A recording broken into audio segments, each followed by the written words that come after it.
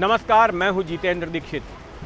करीब 2.5 साल बाद महाराष्ट्र में फिर एक बार सियासी ड्रामा शुरू हो गया है। आपको याद होगा कि नवंबर 2019 में किस तरह के ड्रामे के बाद उद्धव ठाकरे ने महाराष्ट्र के मुख्यमंत्री पद की शपथ ली थी और महाराष्ट्र में 3 पार्टियों की सरकार यानी कि शिवसेना, एनसीपी और कांग्रेस की सरकार बनी थी। अब 2.5 साल के बाद फिर एक बार महाराष्ट्र की राजनीति गर्म है और इसके पीछे कारण यह है कि शिवसेना के कद्दावर नेता और महाराष्ट्र सरकार में मंत्री एकनाथ शिंदे ने अपनी पार्टी से बगावत कर दी है। और न केवल उन्होंने खुद बगावत की है बल्कि अपने साथ साथ करीब आधे से ज्यादा विधायकों को यानी कि 55 से ज्यादा विधायकों को साथ लेकर चले गए हैं। इसी हफ्ते महाराष्ट्र विधान परिषद के चुनाव हुए और जिस दिन चुनाव की तारीख थी उसी शाम को एकनाथ शिंदे पहुंच गए सूरत। वे सिर्फ अकेले नहीं पहुंचे, उनके साथ में शिवसेना के कई सारे बागी विधायक भी थे। सूरत पहुंचने के बाद उन्हें शिफ्ट किया गया गुवाहाटी में और गुवाहाटी पहुंचने के बाद उन्होंने बताया कि उनके पास में 40 विधायकों का समर्थन है, 40 विधायक उनके साथ में हैं। इन 40 विधायकों में बताया जाता है कि 33-34 जो है विधायक शिवसेना के हैं और बाकी निर्दलीय विधायक हैं। ये एक बहुत बड़ी बात थी क्योंकि इससे ठाकरे सरकार सीधे तौर पर खतरे में आ गई है। महाराष्ट्र विधानसभा में शिवसेना के 55 विधायक हैं और अगर उन 55 विधायकों में से 33-34 विधायक भी अगर एकनाथ शिंदे अपने साथ ले आते हैं तो ये बहुत बड़ा झटका है क्योंकि आधे से ज़्यादा विधायक एक तरह से पहुंच गए हैं एकनाथ शिंदे के पास में। अब ये सवाल उठाया जा रहा है कि इस मामले में आगे क्या होगा।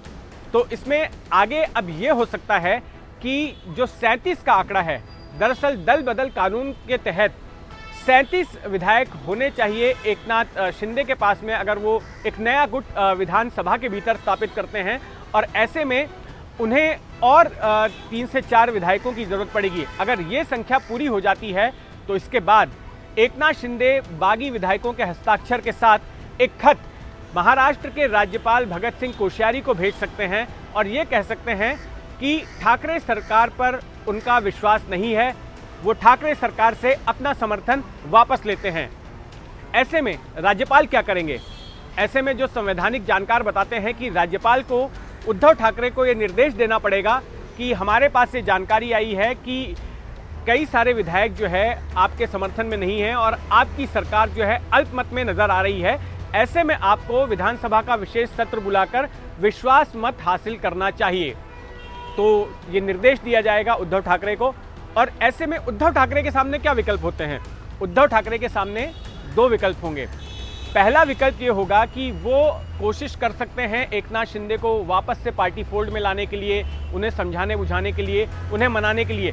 दरअसल एकनाथ शिंदे ने ये मांग रखी है कि वो शिवसेना नहीं छोड़ेंगे, लेकिन जो शर्त है उनकी कि शिवसेना कांग्रेस एनसीपी से हटे, कांग्रेस एनसीपी के साथ जो सरकार बनाई है उससे हटे, क्योंकि शिवसेना के साथ भेदभाव किया जा रहा है, शिवसेना को फंडिंग कम मिल रही है और शिवसेना जो है कमज़ोर नज़र आ रही है। तो कुल मिलाकर एकनाथ शिंदे ये चाहते हैं कि शिवसेना बीजेपी के साथ में मिलकर सरकार बना ले। तो अगर एकनाथ शिंदे की मांग के सामने उद्धव ठाकरे झुकते हैं और एकनाथ शिंदे को फिर वापस बुला लेते हैं तो ऐसे में उनकी जो है वो बने रहेंगे एकनाथ शिंदे शिवसेना में। लेकिन अगर ऐसा नहीं होता है तो फिर उस स्थिति में एकनाथ शिंदे राज्यपाल को ये कह सकते हैं कि असली शिवसेना हम ही हैं, क्योंकि शिवसेना के ज़्यादातर विधायक जो है वो हमारे पास ही हैं। उद्धव ठाकरे के सामने दूसरा विकल्प फिर ये हो सकता है कि अगर वो इस्तीफा नहीं देते हैं, पहला विकल्प ये होगा कि अगर वो इस्तीफा दे दें अगर उनके पास आंकड़े उनको पूरे नज़र नहीं आते हैं, और दूसरा विकल्प ये हो सकता है कि वो विश्वास मत हासिल करें और जो कुछ भी विधानसभा के फ्लोर पर होगा वो तय करेगा कि उद्धव ठाकरे मुख्यमंत्री पद पर बने रहेंगे या फिर उनकी सरकार गिर जाएगी।